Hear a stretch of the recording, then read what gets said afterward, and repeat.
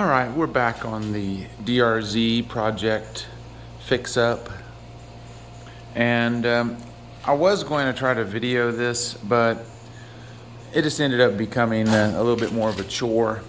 But I did wheel bearings on this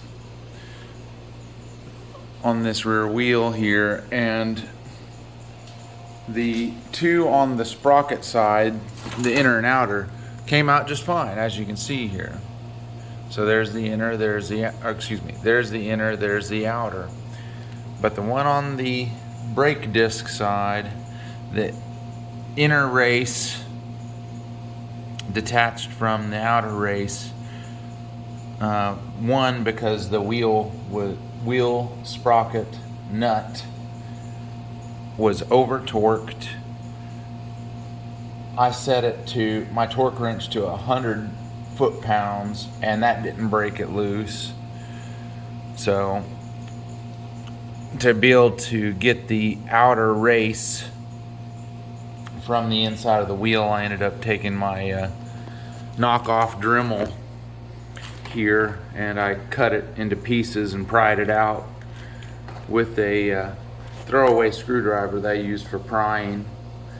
And it, I was able to clean up the wheel and install the new bearings. I would have shown that, but that's not what I'm doing here with this project. So the key is it's properly torqued. I will say that the front wasn't in that much better shape. The front wheel was over torqued. The front nut is, I think it was like 22 or 24 foot-pounds, and it was almost as tight as the rear. And you want to put a hurting on your bearings, that's the way you do it.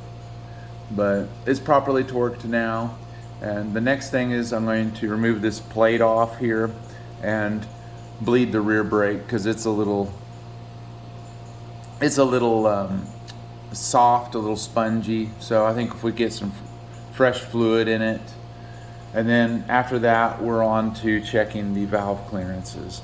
And I'm going to get ahead of myself. I'm going to show parts of that. Everybody knows bleed rear brakes. I'm probably not going to show that, but I'll show the after effect of it, and then I'll show some of the valve clearance check. And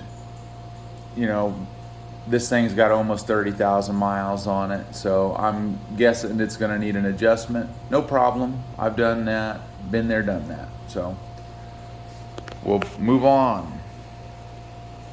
All right, we're back at the DRZ here, and I bled these brakes. It was kind of a bear getting to this bolt because it was really tight and maybe corroded behind there, but thanks to my Dremel, I was able to cut a slot in it and get a flathead screwdriver with an impact attachment on it and get it out of here. And I was able to bleed these brakes, and I think it gave us a much better feel, because as soon as I touch it, I can hear it engaging and feeling it engaging.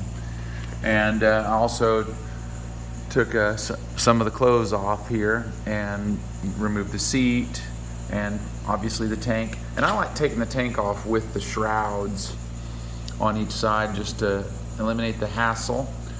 I removed the spark plug boot and the spark plug, as well as the crankcase ventilation and the return line to the oil, which I took up out of here, out of the way.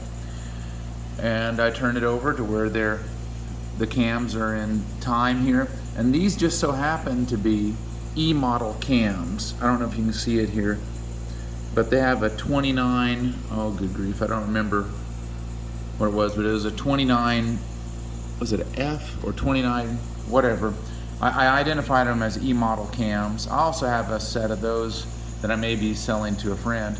But anyway, I checked the valve clearance specs, and on the exhaust here, that's a 0.2 to 0.3 millimeters, and the exhaust spec, or the intake spec, is 0.1 to 0.2.